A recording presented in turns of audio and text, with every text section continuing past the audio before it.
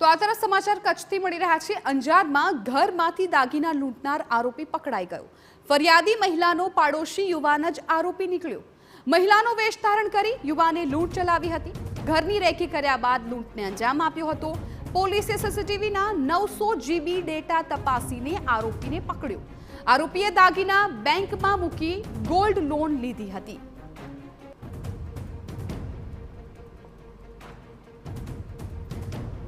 સંવાદદાતા રાકેશ કોટવાલ આ મામલે વધુ જાણકારી આપી રહ્યા છે। રાકેશ, સમગ્ર મામલે અત્યારે શું જાણકારી મળી રહી છે?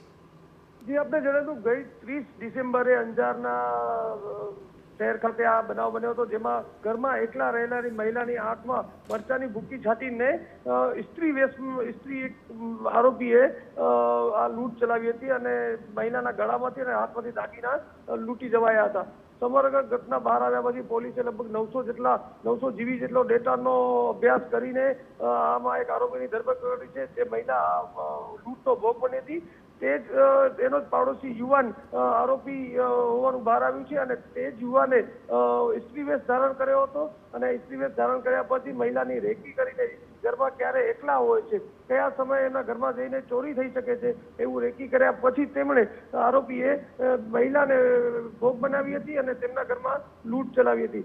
લૂંટ ચલાવ્યા બાદ આરોપીએ આ તમામ દાગીના જે લૂંટમાંથી મેળવ્યા હતા તેની ગાંધીધામની એક બેંક ખાતે ગીરવે મૂકીને એની ગોલ્ડ લોન મેળવી લીધી હતી અને ત્યારબાદ આરોપી અમદાવાદ શહેર તરફ નાસી ચૂક્યો હતો। પોલીસે સમગ્ર ગહન તપાસ બાદ આરોપીને અમદાવાદથી પરત આવતા ગાંધીધામ બસ સ્ટેશન ખાતેથી ઝડપી પાડ્યો હતો અને હવે કઈ રીતે શું આ લૂંટ બન્યા પછી વધુ જે દાગીના છે એને મુદ્દામાલને રિકવર કરવા માટેના પ્રયાસ કરવામાં આવી રહ્યા છે। બિલકુલ રાકેશ, આભાર સમગ્ર માહિતી બદલ। તો હાર તો અંજારમાં ઘરમાંથી જે દાગીના લૂંટનાર આરોપી હતો એ પકડાઈ ગયો છે।